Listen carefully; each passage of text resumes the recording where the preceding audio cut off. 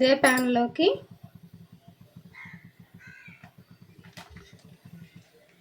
ప్యాన్లోకి కొంచెం ఆవాలండి, నెక్స్ట్ జీలకర్ర వేస్తున్నాను,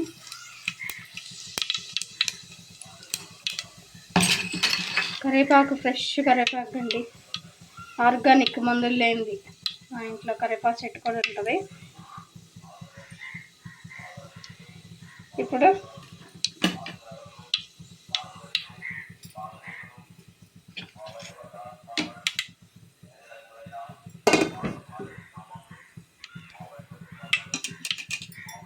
ఉల్లిపాయలు వేస్తున్నానండి.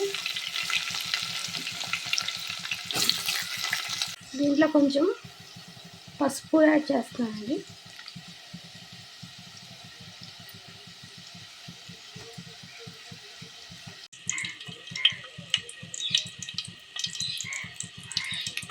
గుడ్లని 4 గుడ్లు ఉడకేసేసి అవి ఉడిచేసి పొట్టు తీసి వేయించుతున్నానండి గోల్డెన్ కలర్ వచ్చేదాకా. 2 నిమిషాల తర్వాత ఇట్లా పైకి చక్కగా నీళ్ళు వచ్చి ఉడుకుతూ ఉంటుందండి.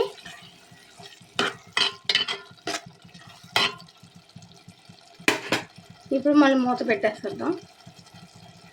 ఇప్పుడు కారం వేస్తున్నానండి. కారం కొంచెం ఘాటు ఉంటుంది, అందుకని కారం వేస్తున్నాం. ఇప్పుడు ఒకసారి కలిపేసుకుంటున్నాం.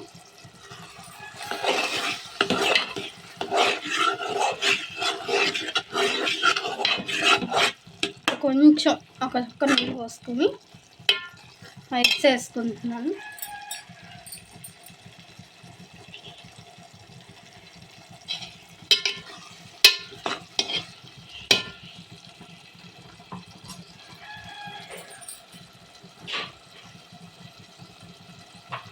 ఇప్పుడు ఇట్లా ఉంది కదండి, పైకి తేలింది కదా.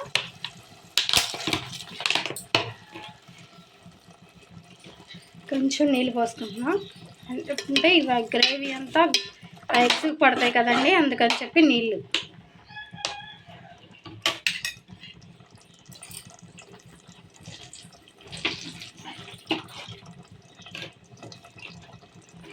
ఇప్పుడు ఎగ్స్ వేస్తున్నానండి.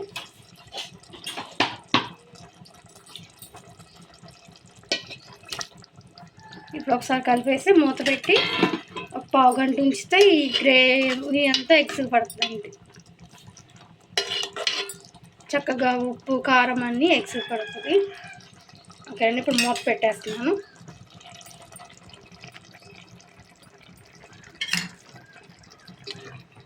ఒకసారి ఎగ్స్ని వేయించాను కదండి, ఇప్పుడు నేను మూత పెట్టేస్తున్నానండి. నాక నూనె పైకి 2 నిమిషాల నుంచి తీసేయడమేనండి. నూనె పైకి అసలు చాలా